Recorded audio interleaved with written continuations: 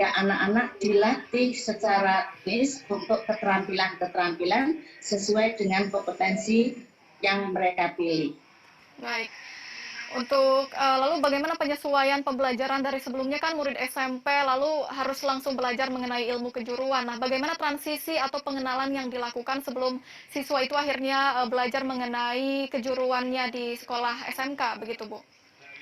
Baik, biasanya itu untuk tahun pelajaran baru itu akan anak-anak SMK peserta didik baru itu akan mengikuti kegiatan LDDK, latihan dasar-dasar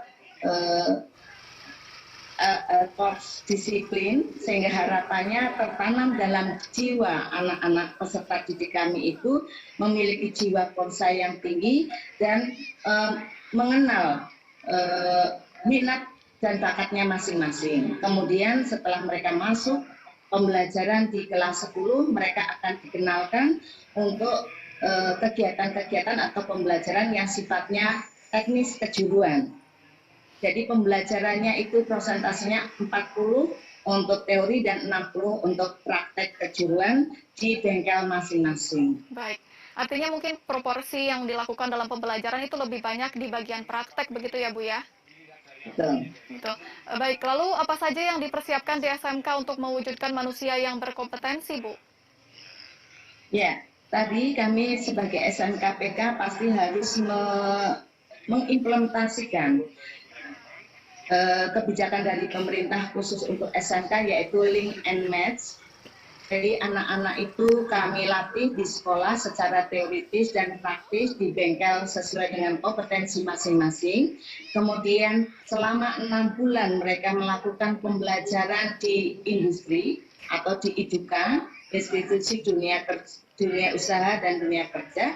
Selama 6 bulan mereka praktek pembelajaran secara langsung sehingga mengenal dunia kerja yang sesungguhnya.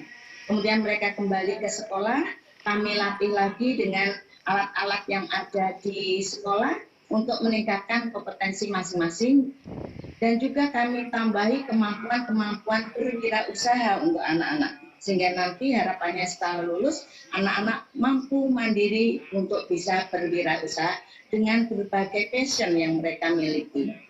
Baik. Baik, tadi kan Ibu sempat menyebutkan sedikit mengenai kurikulum dari SMK itu sendiri ya Bu ya. Bagaimana dengan kurikulum SMK saat ini Bu? Seperti apa kurikulum yang digunakan? Untuk kurikulum paradigma baru, kami sudah melakukan pelatihan yang dibimbing dari P4TK, LP2KS, dan PS, dan juga dari PMPV. Kemudian setelah 74 jam kami dilatih dari pihak eksternal yang mendampingi kami.